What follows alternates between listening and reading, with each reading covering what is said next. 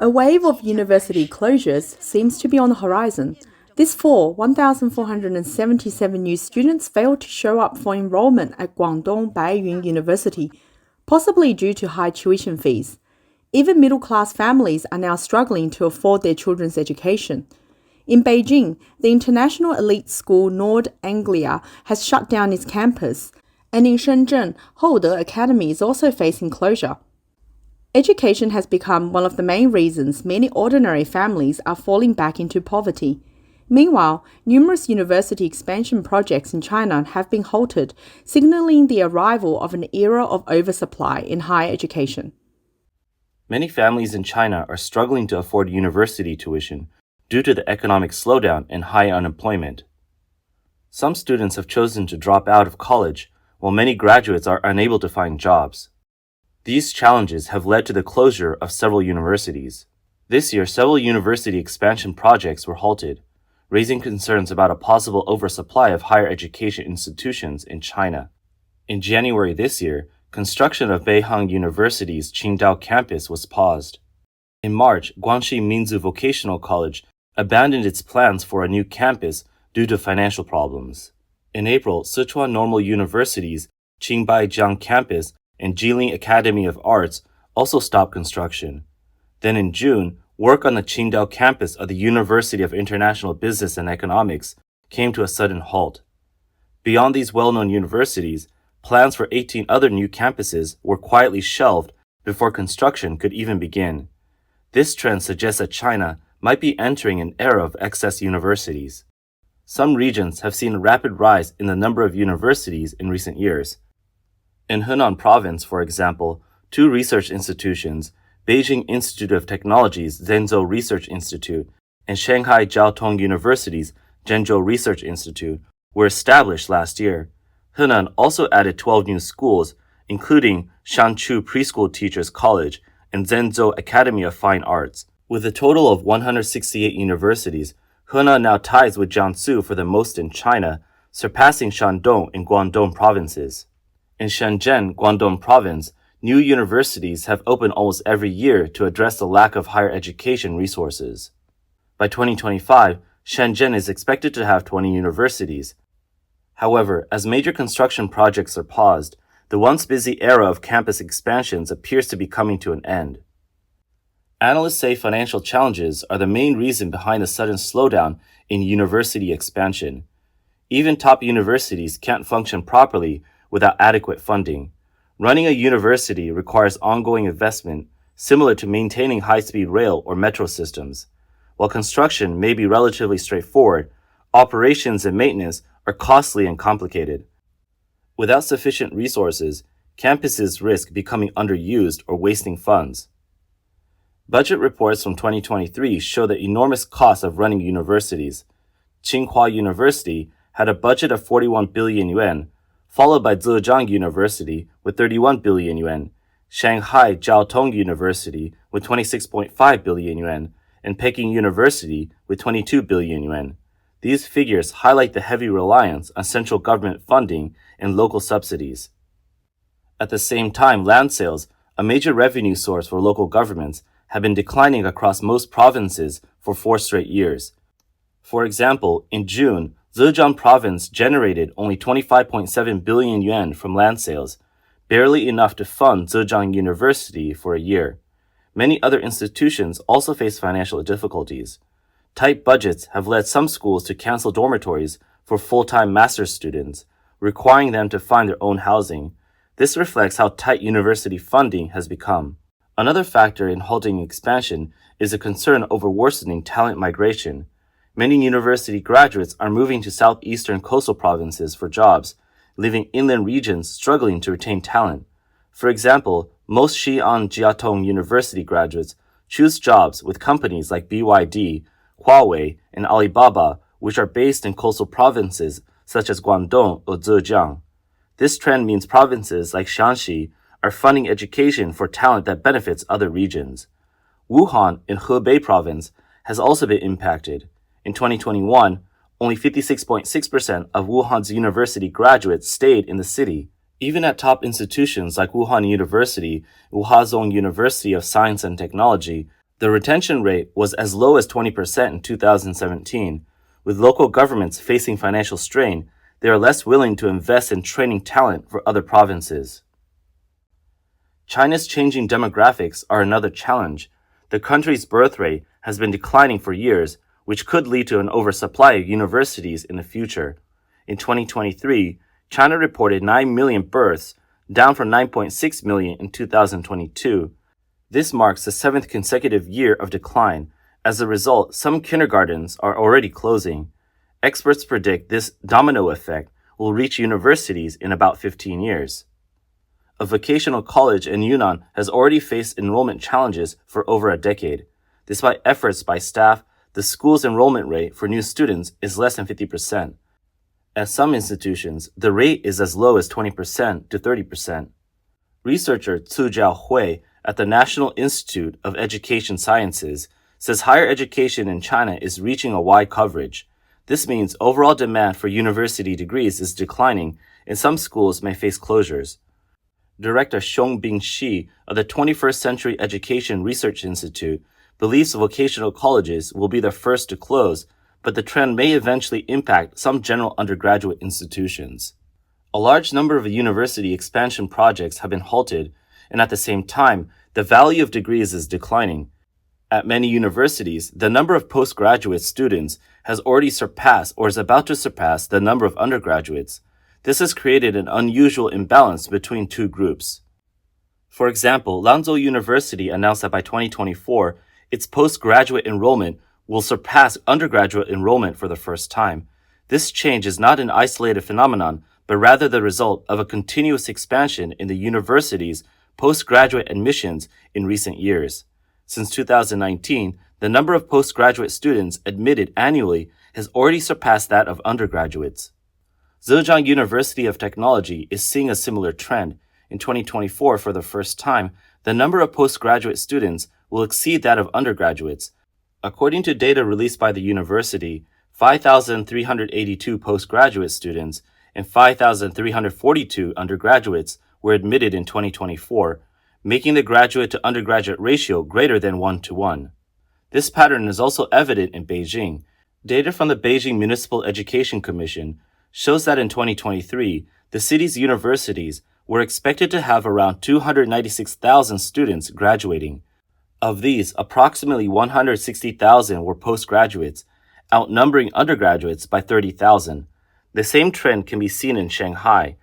For example, Tongji University had 4,400 undergraduates finishing up in 2023, compared to 6,500 postgraduates. Similarly, in 2022, Shanghai Jiaotong University had 3,928 undergraduates, while the number of postgraduates reached 6,422. East China Normal University saw 3,485 graduates in the same year, compared to 4,139 postgraduates. At the same time, many master's degree holders are struggling to find jobs. 家人们 Folks, it's truly impossible to find a job. After working so hard to earn a master's degree from a prestigious 985 university, I still can't find work. When I was a kid, I thought I would grow up to be someone impressive, but now I'm an adult. Why do I feel so useless? In China's slowing economy, even postgraduate degree holders are struggling to find jobs. Unemployment rates remain high and opportunities are scarce. A report from Zhaoping shows that the employment rate for fresh masters and doctoral graduates has dropped sharply this year. Graduates from ordinary universities with advanced degrees have an offer acceptance rate of only 33%. This means nearly 70% of postgraduates face the reality of being unable to find a job after graduation. Many graduates are now asking why their degrees have lost value when it's their turn to enter the workforce. The issue lies in timing. Since 2020, postgraduate programs have significantly expanded enrollment. This has flooded the job market with advanced degree holders over the past few years. However, they are now facing a slowing economy. Companies are cutting staff, scaling back hiring, and reducing costs. Many employers are prioritizing undergraduates who are seen as more affordable and less likely to change jobs. Director Xiaobing Qi of the 21st Century Education Research Institute explained, "Right now, the supply of academic postgraduates has exceeded market demand, especially for master's and doctoral degrees focused on research." Executive Vice President Li Chang at the recruitment website Zhaoping noted that postgraduates have traditionally had better job prospects than undergraduates, but this year, undergraduates are doing slightly better. Many who chose to pursue advanced degrees 2 or 3 years ago now feel they made the wrong decision. Take Ms. A, for example. She quit a job paying nearly 10,000 yuan per month to pursue a master's degree. She was inspired by the better benefits her colleagues with advanced degrees received. This year, she graduated and spent months searching for a new job. The highest offer she received was 9,000 yuan per month, with far fewer benefits than her previous job. She now regrets her decision. She said, "I thought getting a master's degree would help me get ahead, but now I can't even return to the same level." Reports show that some master's graduates remain unemployed a year after graduation. Others accept jobs paying as little as 4,500 yuan per month. Some can't even compete with delivery drivers or couriers who graduated from top universities. Stories of Tsinghua graduates selling pancake or Xi'an Chiaotong graduates selling cold noodles are no longer surprising. Oversupply is leading to academic inflation. Statistics show that by 2024, the unemployment rate for master's graduates in China will reach 67%, the highest ever recorded. A Zhaopin report for 2024 shows that the offer acceptance rate for master's and doctoral graduates is 44.4%, slightly lower than the 45.4% for the undergraduates. As universities expand, higher education is losing its elite status. It's becoming just another step on the path to ordinary jobs. Many students who once dreamed of bright futures now feel lost and anxious. A journalism graduate from a university in Henan province, Zhang Meng, described her job search as, quote, "a nightmare that never ends." She said, "I sent out so many resumes but got very few responses. I spent every day rushing from one place to another. Rejections became a daily routine, and I felt like I was constantly on the verge of breaking down. I never thought it would be this hard to find a job as a master's graduate." She began her job hunt with high hopes of working in academia, but after attending many job fairs and sending countless resumes with no luck, she realized her prospects were slim. Compared to undergraduates, she lacked the advantage of youth.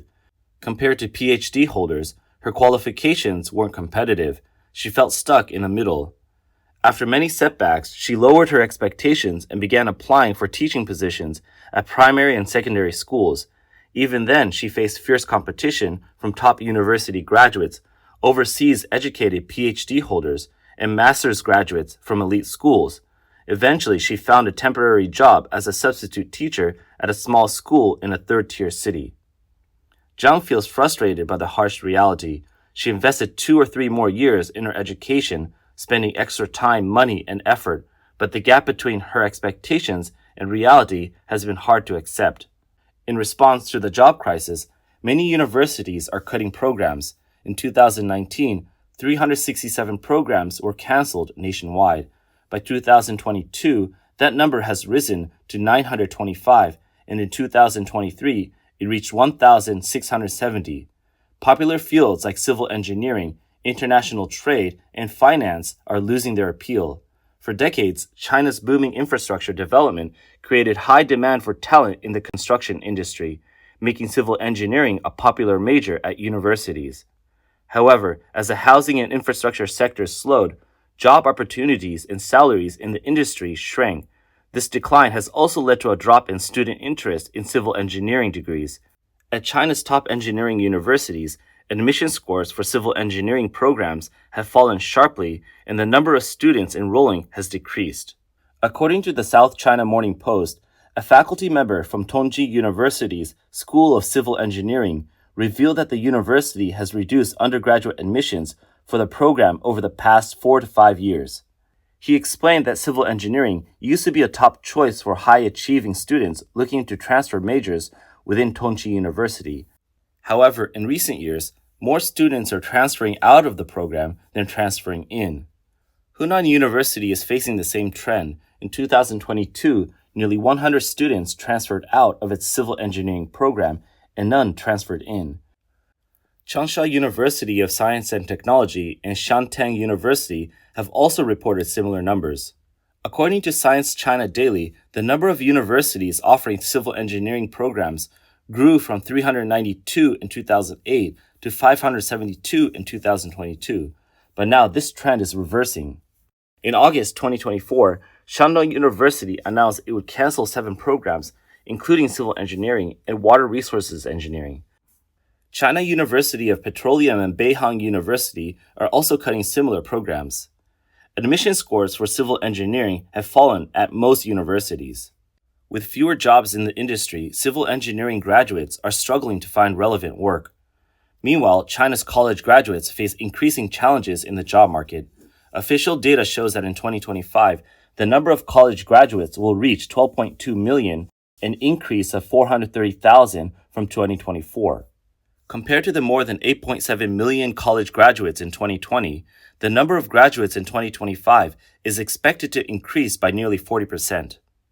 CEO Lai Rongwei of the Taiwan Inspiration Association said the rising number of college graduates has led to a continuous cycle of challenges. He shared insights from friends who returned to Taiwan after teaching in mainland China, noting that official employment statistics in China may be inflated. Li explained, as long as a company is willing to issue proof of employment, it counts as a job. This proof only requires a stamp and a signature, but in reality, the student may not have worked there at all. Professor Sun Guoxiang, specializing in international affairs and business at Nanhua University in Taiwan, warned that the job market will likely worsen next year. Many graduates may be forced to take on so-called flexible jobs, such as food delivery or gig work. However, these jobs often provide unstable income and fail to meet the expected returns of higher education. Employment difficulties are also increasing social stability, particularly in second and third-tier cities and rural areas, where unemployed graduates returning home add more pressure on local governments. Sun added that widespread youth unemployment poses a serious challenge for China's leadership. High unemployment will directly impact consumer spending, further slowing economic recovery and creating a vicious cycle. Politically, growing dissatisfaction among young people could eventually challenge the authorities.